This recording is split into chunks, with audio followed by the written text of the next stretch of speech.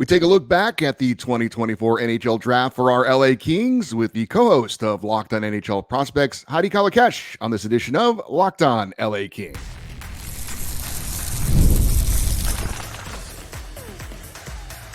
You are Locked On Kings, your daily podcast on the Los Angeles Kings, part of the Locked On Podcast Network, your team every day. Hey, Kings fans, welcome to Locked On LA Kings, part of the Locked On Podcast Network, your team every day. Thanks for making Locked On LA Kings your first listen every day. We are free and available wherever you get your podcasts. We'd love for you to leave us a positive comment on Apple Podcasts if you like the show. And we're also on YouTube. Please like and subscribe if you're enjoying this content. I'm Eddie Garcia, your host of Locked On LA Kings.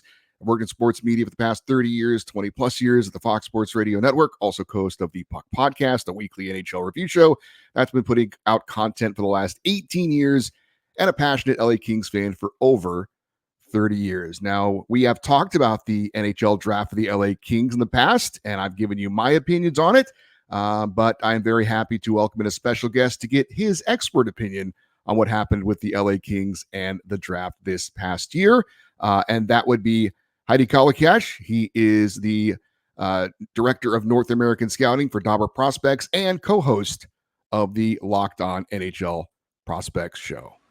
Hadi, thanks for joining us. Really appreciate your time. Absolutely. Thanks for having me. Obviously, we're going to focus on the LA Kings and their 4 picks in this year's draft, but let's just start with an overall look back at this year's draft.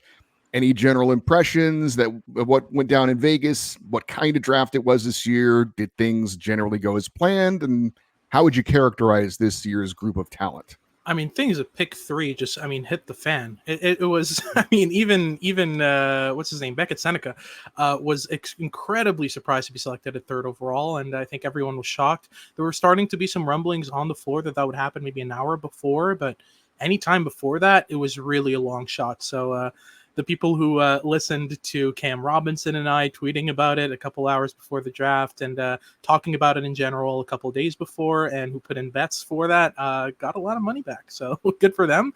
Outside of that, for the Kings, kind of limited with what you can do with 4 picks. A couple of sliders. We'll talk about that today. But overall, not a lot goes as expected at the NHL draft.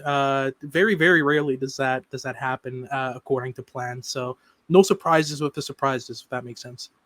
Well, it always makes it fun and exciting and unpredictable, but that's part of the reason why we enjoy it.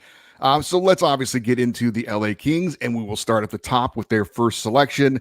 The past 2 years, they did not have a first-round pick, so I know a lot of Kings fans were excited to finally get that first-round pick this year. And it ended up being forward Liam Greentree. The Kings actually traded back to get him. They had the 21st selection and then moved back to 26 and got him.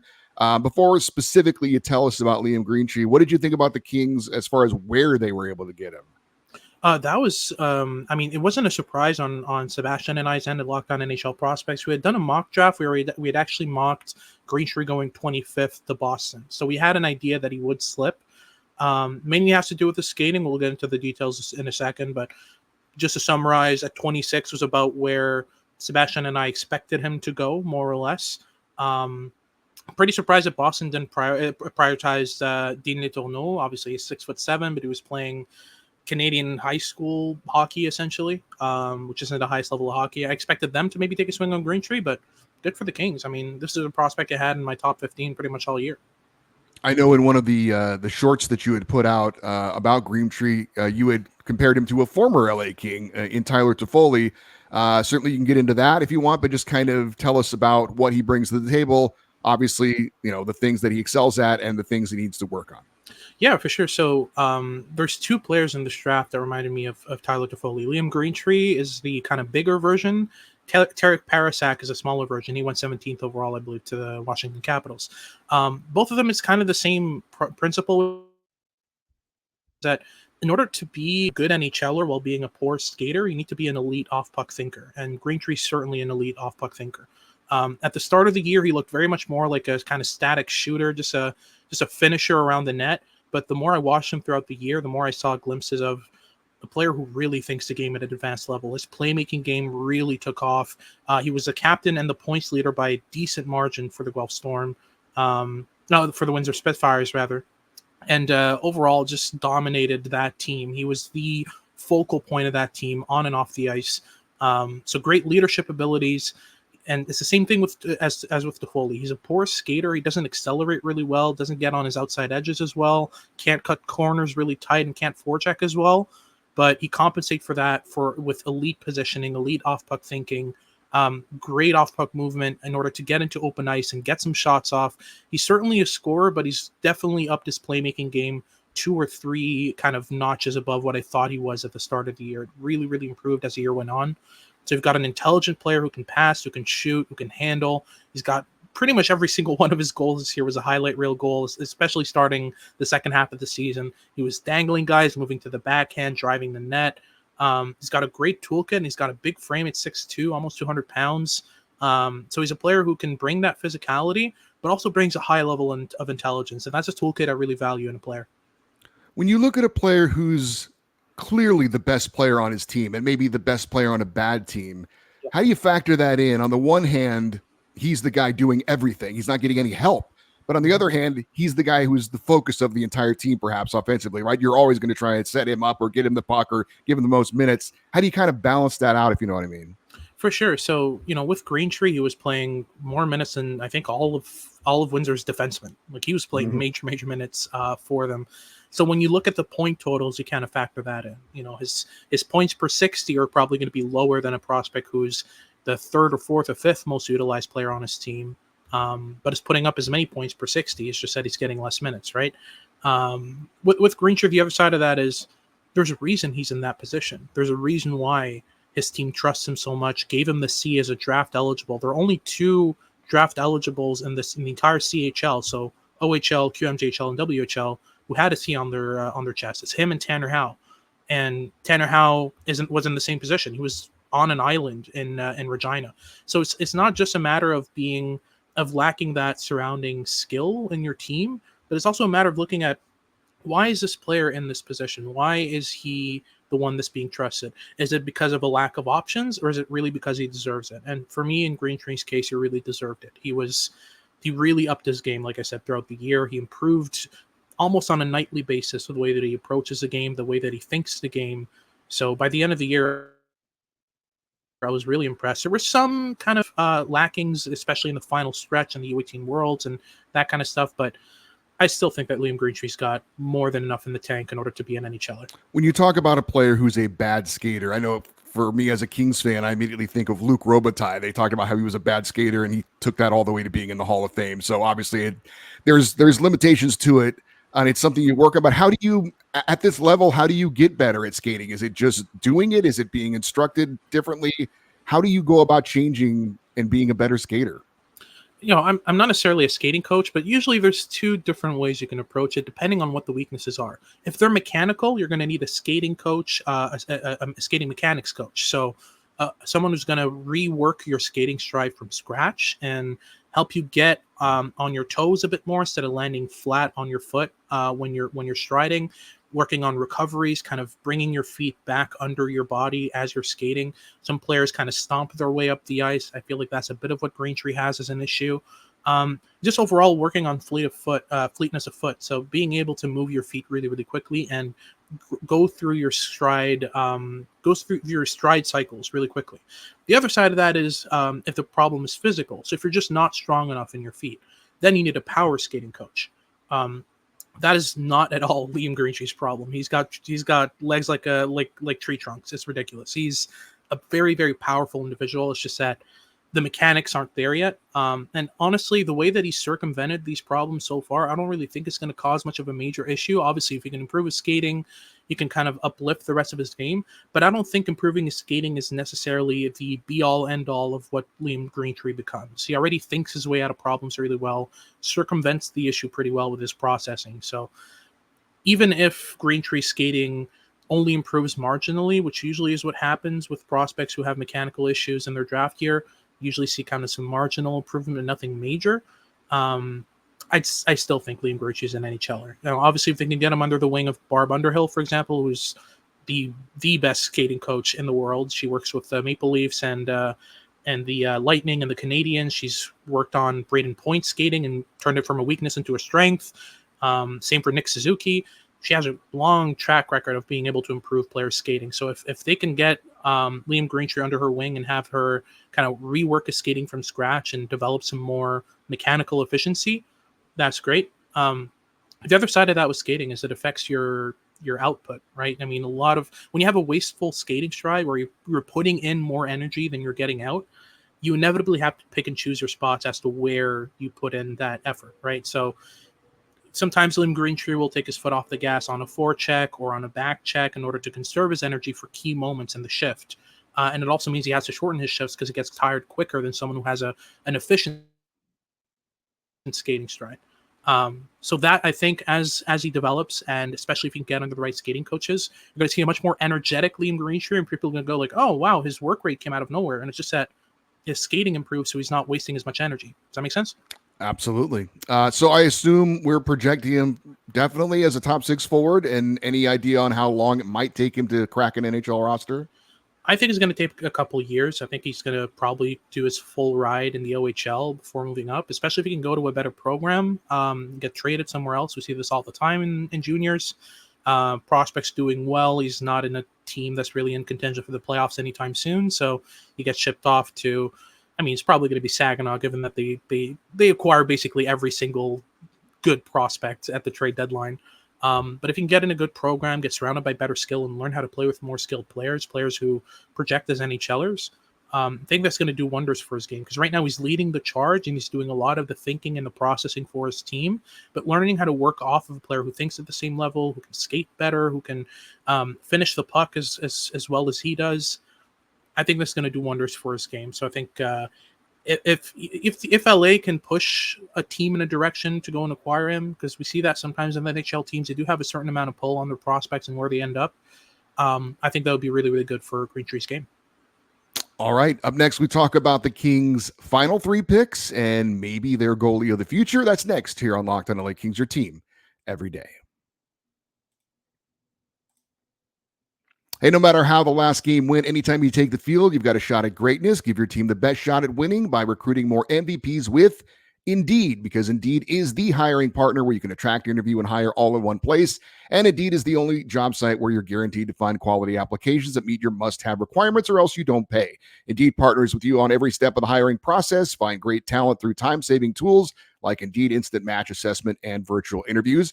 With Indeed Instant Match, as soon as you sponsor a post, you get a short list of qualified candidates with their resumes on Indeed that match your job description, and you can invite them to apply right away. Plus, you only pay for quality applications that meet your must-have requirements. Start hiring right now with a $75 sponsored job credit to upgrade your job post at Indeed.com/lockedon. Offer valid for a limited time. That's, again, a $75 credit for a limited time. Go to Indeed.com/lockedon. Terms and conditions apply. Need to hire? You need Indeed. All right, we continue with Hadi Kalakeche, co-host of Locked On NHL Prospects, and we're going to get into the Kings' remaining 3 picks that they had in the 2024 NHL Draft. Up next is goalie Carter George. He was the Kings' second-round pick, 57th overall. I believe Central Scouting had him as the second highest-ranked North American goalie, and he was the 3rd goalie selected in this year's draft. Hadi, what did you think about the Kings and their selection of Carter George? Yeah, I thought that overall Carter George was, for me, the best goalie in the draft. So getting him at 57th overall, I think as the second goalie selected, was pretty good value from LA here.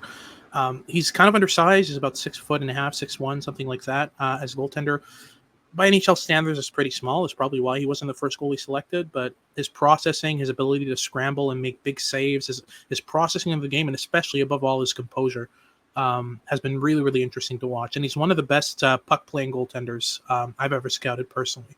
He leaves his crease liberally, and he does it with real good timing and intelligence. He's not a Mike Smith type where he's just jumping out of his crease at every opportunity and just bombing pucks up the ice. He's a very composed and calm kind of puck handler, and I've seen him deke a player. He's got confidence in his hands.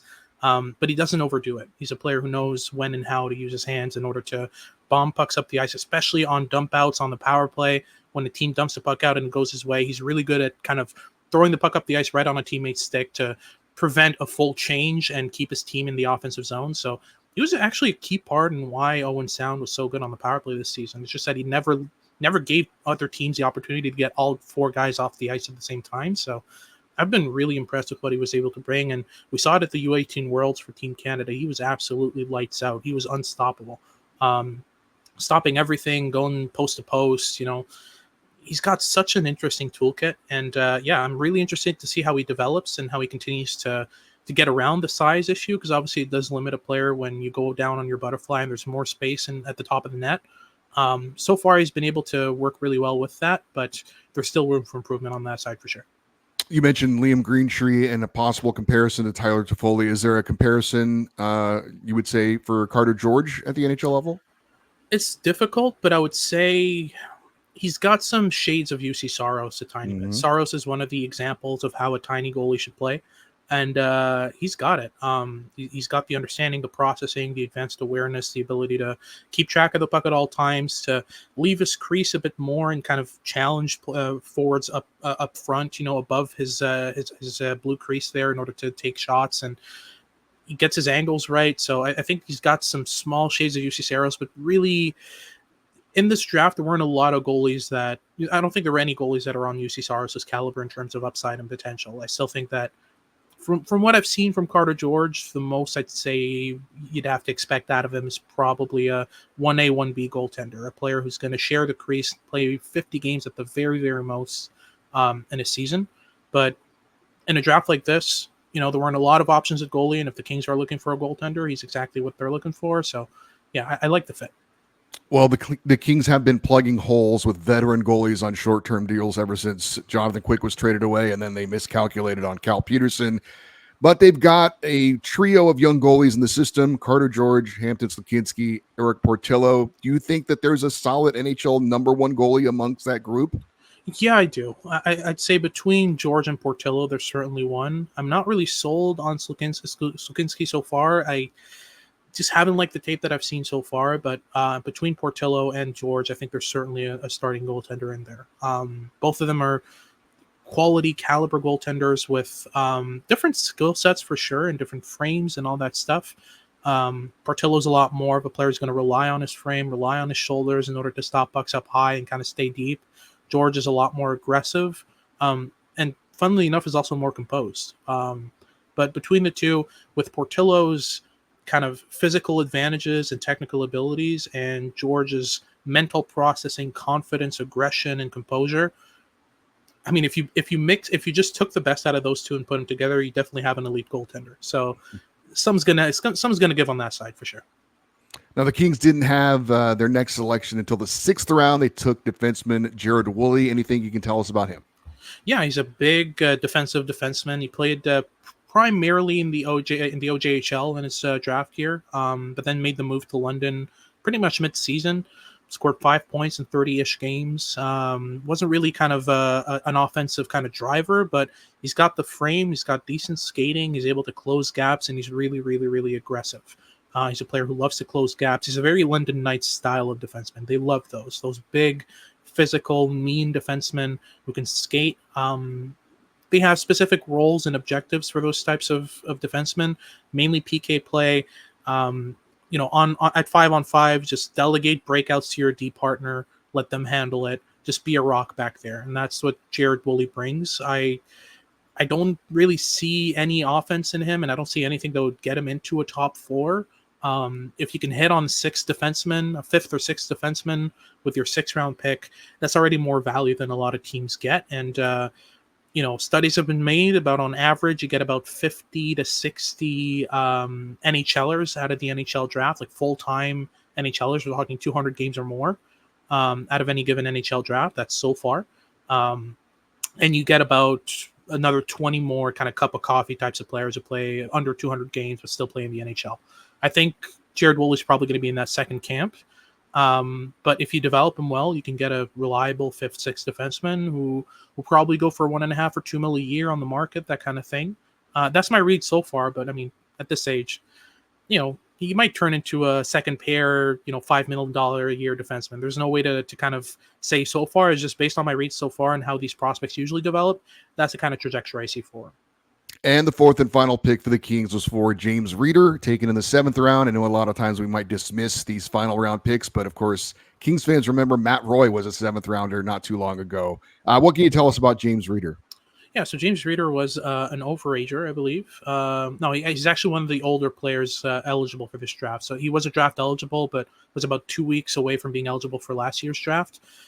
60 points in 53 games is not bad at all.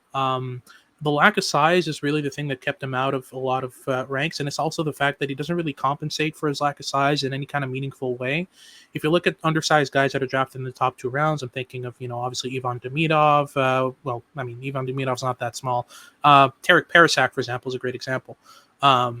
Smaller players need to compensate for the lack of size in very specific ways. I haven't seen that from James Reeder, which is why I didn't have him ranked, is that on top of being 5'10", 168 pounds, he doesn't really get inside contact. He doesn't really leverage his lower center of gravity in battles to get out of the boards with the puck. And the skill level's decent, but not overwhelming. He did score above a point a game with Dubuque, but I didn't really see much out of his actual skill set that transfers really well to the NHL level. So I wouldn't expect an NHLer out of this pick, but it's a great swing to take when you have a player who scores above a point a game in a league like the USHL and it's putting up decent numbers and is showing you flashes of skill. Why not? That type of pick. But again, it's a 7th rounder. There's only so much you can do with it. I still think this was a decent value pick. In terms of what's available there, I don't think there was much more better available. I don't know if you give grades or not, but overall, how would you characterize the 2024 draft for the LA Kings?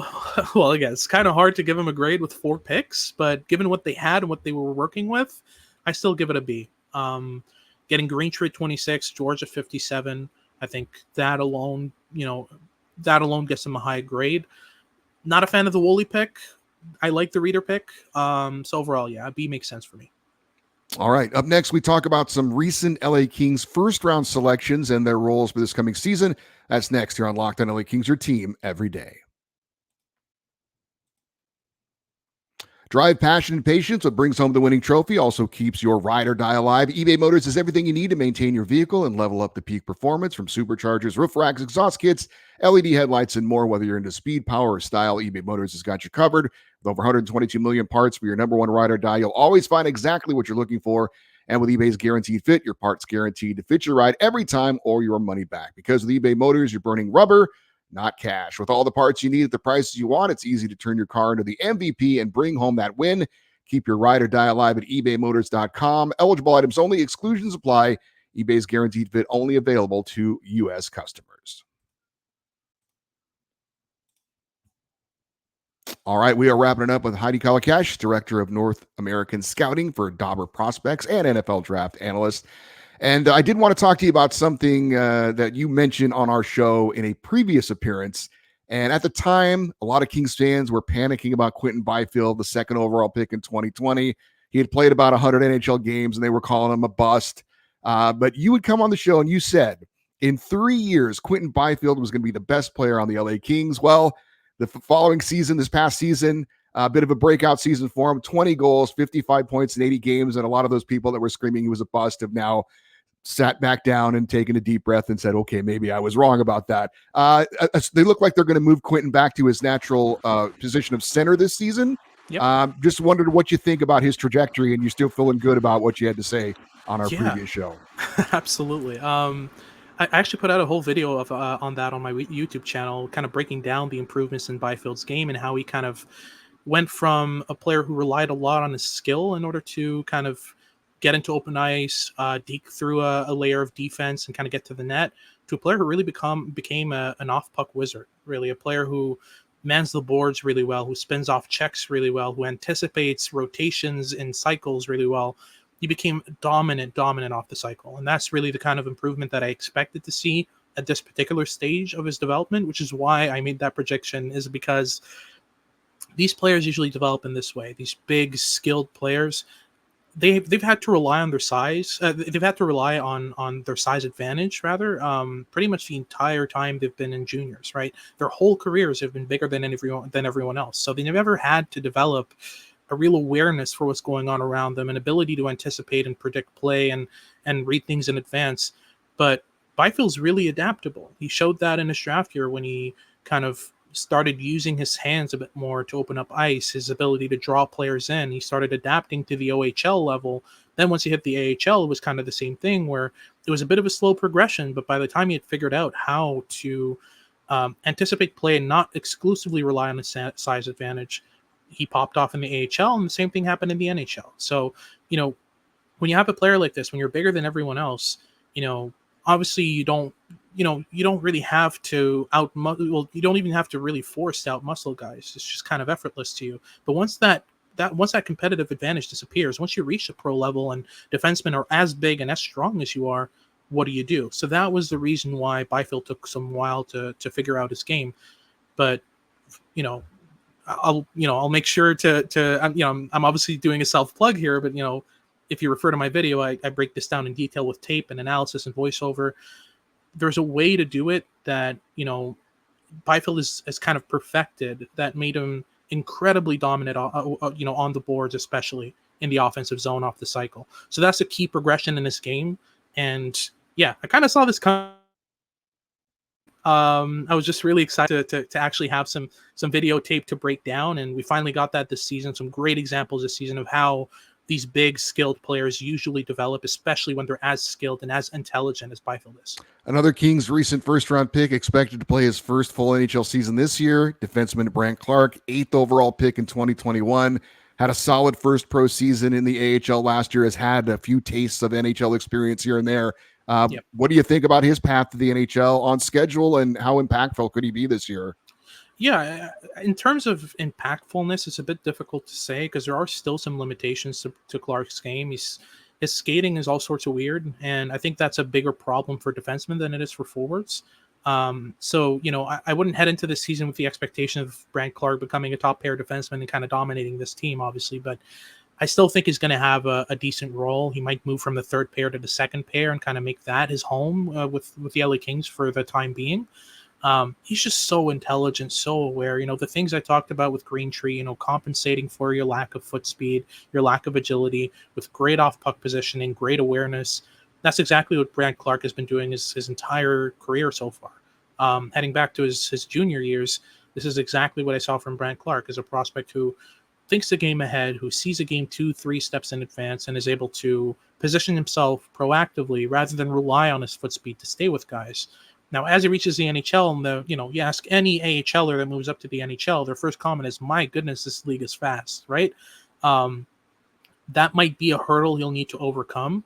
But just like Quinton Byfield, I think he's skilled enough and I think he's smart enough in order to make that adjustment. It just might take the same amount of time it took Byfield at the NHL level to understand how that works, to figure it out in a way that works within his skill set. So I'd preach a lot of patience with Brent Clark, but I think at the end of the day, you've got a top 4 defenseman. He's certainly got the skill, smarts, the awareness, and the defensive stick work to make it work. That is Hadi Kalakeche. He is the co-host of Locked on NHL Prospects and the director of North American Scouting for Dobber Prospects and NHL Draft Analyst. Hadi, great to have you on. By the way, you can follow him on X at HadiK_scouting. Great to have you on, Hadi. Really appreciate your insight, and thanks for giving us some of your time. Absolutely. Thanks for having me. All right. Hope you guys enjoyed that, and always good to get some more insight on the future, hopefully, of our LA Kings. For you everydayers, those of you, well, now every other dayers, coming up on Wednesday, we have another special guest. LA Kings Director of Music and organist Dieter Ruhl is going to stop by. Looking forward to that. And of course, on Friday, we have our fan feedback show. If you have any comments on what we talked about on today's show, certainly you can send an email, lockedoneddie@gmail.com. And if you're watching on YouTube, you can post your thoughts in the comments section. Stay interactive with the show on social media, X, Twitter, Instagram. We are at Locked On LA Kings. I'm Eddie Garcia. Thanks for listening and watching this episode of Locked On LA Kings, part of the Locked On Podcast Network, your team every day. Have a great rest of your day. We'll talk to you on Wednesday. And as always, go Kings, go.